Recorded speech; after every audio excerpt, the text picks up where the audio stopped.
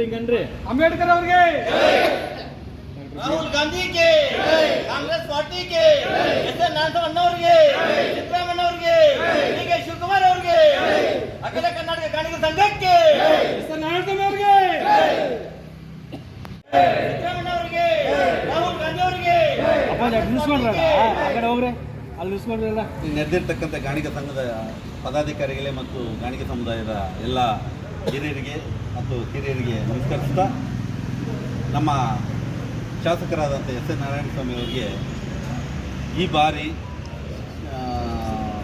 ಸಚಿವ ಸ್ಥಾನವನ್ನು ನೀಡಿ, ಕ್ಯಾಬಿನೆಟ್ ದರ್ಜೆ ಸಚಿವ ಸ್ಥಾನವನ್ನು ನೀಡಬೇಕಾಗಿ ಎಲ್ಲರೂ ಒಕ್ಕಲಿನಿಂದ ನಾವು ಇದು ಮಾಡ್ತಾಯಿದ್ವಿ. ಸ್ವತಂತ್ರ ಬಂದ ನಂತರ ಸತತವಾಗಿ ನಮ್ಮ ಬಂಗಾರಪೇಟೆಗೆ ಎಲ್ಲ ಪಕ್ಷಗಳಿಂದಲೂ ಅನ್ಯಾಯ ಆಗ್ತಾನೇ ಇದೆ. ಒಂದು ಸಚಿವ ಸ್ಥಾನವನ್ನು ಇದುವರೆಗೂ ನೀಡಲಿಲ್ಲ.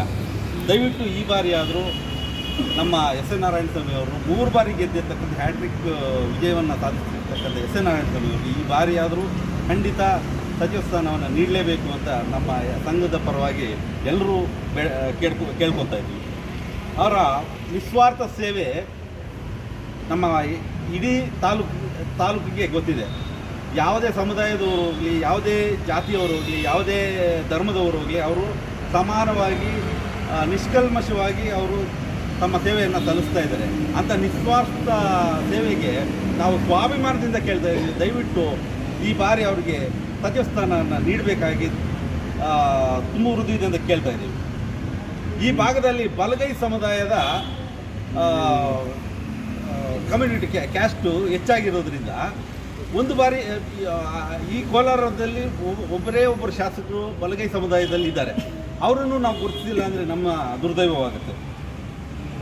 ನಮ್ಮ ಇಡೀ ಕೋಲಾರ ಜಿಲ್ಲೆಯ ಬಲಗೈ ಸಮುದಾಯದವರು, ಎಲ್ಲ ಸಮುದಾಯದವರು ನಾವು ಕನಸ್ಕಾಣ್ತಾ ಇರೋದೇನು ಅಂತಂದರೆ, ಎಸ್ ಎನ್ ನಾರಾಯಣಸ್ವಾಮಿ ಅವರು ಆ ವಿಧಾನ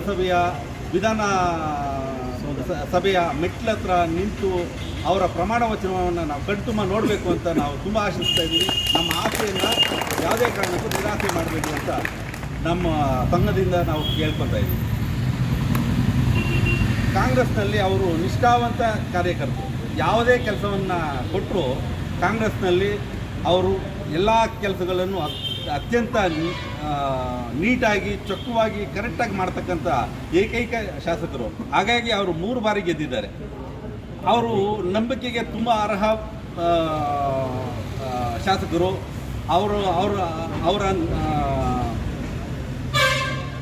ಕಾರ್ಯವೈಖರಿ ಹೇಗಿರುತ್ತೆ ಅಂತಂದರೆ, ಅವರು ನಂಬಿರ್ತಕ್ಕಂಥ ಸಿದ್ಧಾಂತಗಳು, ಅವರು ನಂಬಿರ್ತಕ್ಕಂಥ ಕಾಂಗ್ರೆಸ್ ಪಾರ್ಟಿಗೆ ಸುಮಾರು 25-30 ವರ್ಷದಿಂದ ಅವರು ಸೇವೆಯನ್ನು ಸಲ್ಲಿಸ್ತಾ ಇದ್ದಾರೆ. ಇಲ್ಲಿ ನಗರಸಭೆಯ ಸದಸ್ಯರಾದಾಗಲಿಂದಲೂ ಅವರು ನಿಷ್ಕಲ್ಮಶವಾಗಿ ಸೇವೆಯನ್ನು ಸಲ್ಲಿಸ್ತಾ ಇದ್ದಾರೆ. ಇದನ್ನೆಲ್ಲವನ್ನು ಗುರುತಿಸಿ ತಾವು ದಯವಿಟ್ಟು ನಮ್ಮ ಎಸ್ ಎನ್ ನಾರಾಯಣಸ್ವಾಮಿ ಅವರಿಗೆ ಶಾಸಕ ಸ್ಥಾನವನ್ನು ನೀಡಬೇಕಾಗಿ ತಮ್ಮಲ್ಲಿ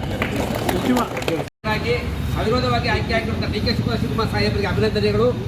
ಮಾನ್ಯರೇ, ನಮ್ಮ ರಾಜ್ಯಕ್ಕೆ ಪ್ರಥಮ ಮುಖ್ಯಮಂತ್ರಿ ಕೊಡುಗೆಯಾಗಿ ನೀಡಿದ ನಮ್ಮ ಕೋಲಾರ ಜಿಲ್ಲೆ ಬಂಗಾರಪೇಟೆ ಕ್ಷೇತ್ರದ ಪುನರ್ವಿಂಗಡಣೆಯಾಗಿ ಆದ ಮೇಲೆ ಬಂಗಾರಪೇಟೆ ಕ್ಷೇತ್ರಕ್ಕೆ ಇದುವರೆಗೂ ಯಾವ ಶಾಸಕರಿಗೂ ಸಹ ಸಚಿವ ಸ್ಥಾನ ದೊರೆತಿಲ್ಲ. ಸತತವಾಗಿ 3 ಬಾರಿ ಜಯಿಸಿ ಹ್ಯಾಟ್ರಿಕ್ ವಿಜೇತರಾಗಿರುವಂತಹ